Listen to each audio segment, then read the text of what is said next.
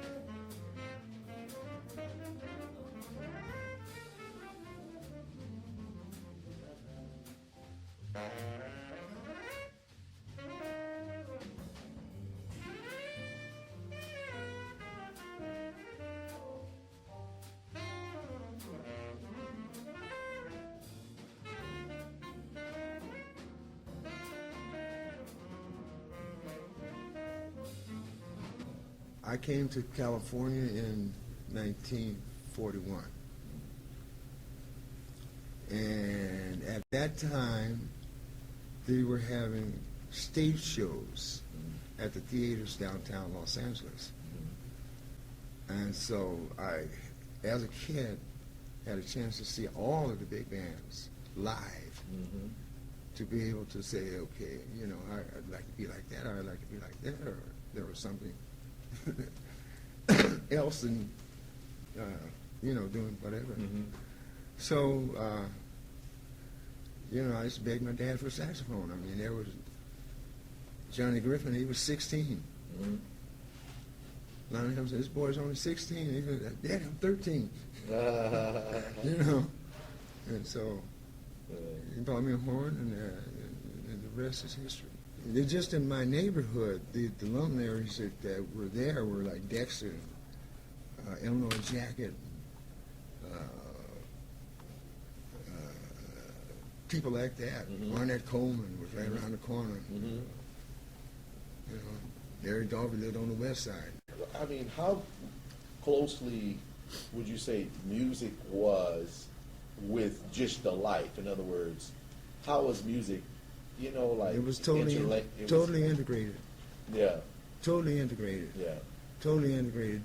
The worst thief in the world knew who Charlie Parker was and could sing his solos. Right. It's like pop music for us. Yeah, it's just pop like music. like they were rapping, you guys were doing we were doing jazz. It's the same thing. Yeah. As a matter of fact, there was this kid named Fred Neely who could whistle all of the songs. He got a trumpet in about 2 weeks he was playing. Because he heard. Yeah, you could hear it. Yeah. So, I mean, it was a normal upbringing, until we started getting in trouble. Yeah. That's when the stuff started. But before that, it was nice. Yeah.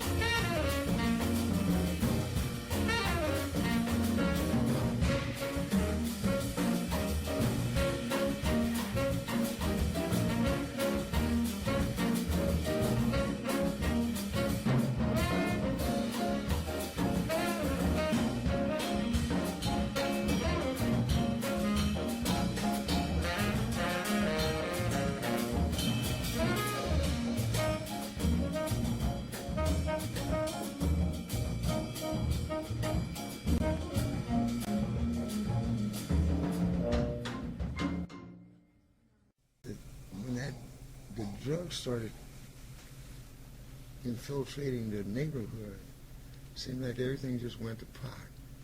What year was this around? This was in the 50s, early 50s, where the laws became a lot stricter. They had a law called vag addict, which meant you were vagrancy and addicted and no visible means of support. Mm. And you could get 90 days for that, for marks. And a couple of times I did.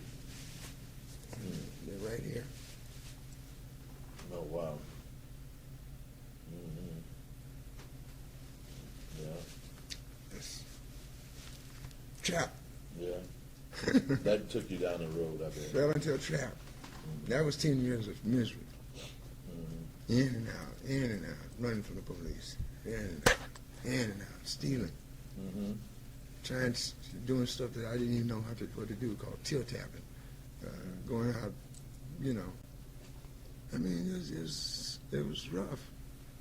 It was rough. I got in a place to where they said, okay, it's called, well, I started with Synanon, you know, trying to help myself. But then I got arrested and I got sent to this place called Chino, CRC rather. And it was 60 men in a compartment, in a unit, one psychiatrist and a policeman. And you had to do that every single day, weekday. You had to get in there and you had to do the thing. You had to talk. You had to expose everything that was inside of you. You had to do that. So I said in my mind, I said, okay, he say this works. I'm going to see. I got just enough tenacity just to see if it's going to work or not. Mm-hmm. I turned my whole thing over. Right. My whole thing over to where, you see, in that world, the stupidest, dumbest guy could have the bag. And you got Miles Davis running to him. You got Dexter Gordon running to him. He can't even spell. Some guy told me his favorite singer was Frank Sinatra.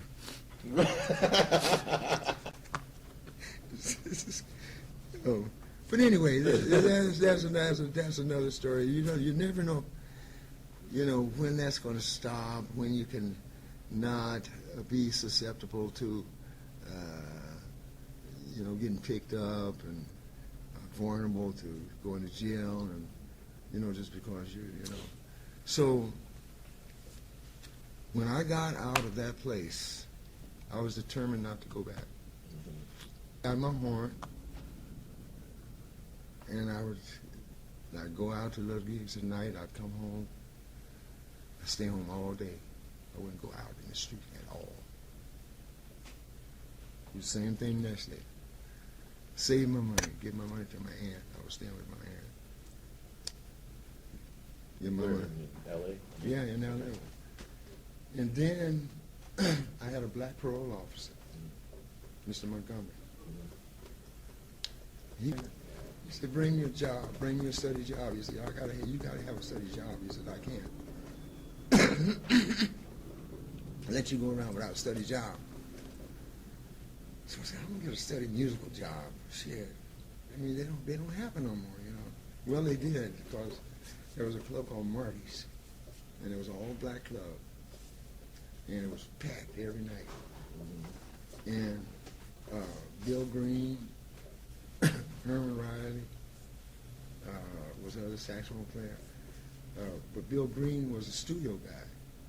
So he said, "If you do the first set, you can stay the whole night, and I'll pay you half a salary." Mm-hmm. So I had a 6-night a week That's a set that you said. musical job, yeah. Mm-hmm. So out of that, and then I started playing with Gerald's band. But when I was playing with the other band, I didn't hardly get no recognition, you know. Everybody else was, you know, they could do what they was doing. Bring it down here, do it. I get up there and try to play a little bit of thing, they go. You know. So when I came back and I was playing with Gerald's band, everybody come up and said, "Man," I said, "I didn't know you played like that." Just because you play. Just while I'm playing with some different music. Man, I didn't, wow, man. That's something to know. Ain't that something, though? Mm-hmm. The music can change Everything. and who you with. Yeah. So I started playing with Gerald, and I went with Mongo back east, and, you know, things just started happening, you know. Mm-hmm. Things just started happening. Mm-hmm. And, but, when I got married, that curtailed my thing. Mm-hmm. So I had to come back up here to school, go home, come back to school, go home. So I had to do all the little reconstructive practicing in between. And one of the things that was really important to me was this Sunday gig. I don't know if you know it now. It was very, very important to me. Yeah. So this, I mean, it's been, what? 11, 12, almost 11 years. Yeah, 11 years. That's a decade. And the whole time, you know, it's just been a growth period for me. You know. And I'm appreciative to you for that. What you want to leave to people? You know, what is it? Who is Hadley? Hadley wants to be somebody who people love and respect, and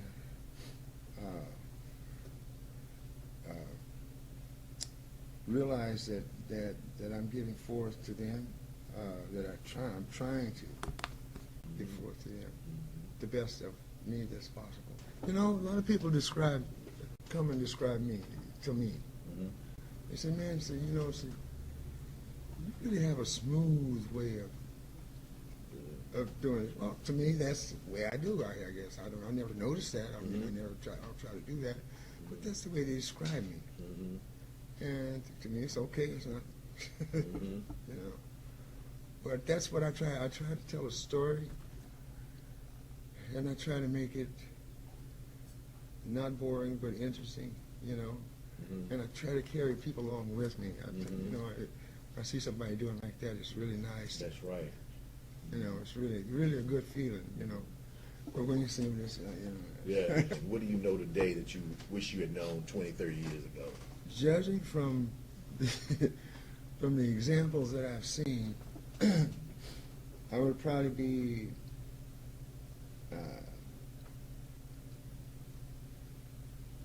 dead by now, because I don't think he could desire to play the saxophone any more than I do. Mm-hmm. And that's what I would do. I just do it all.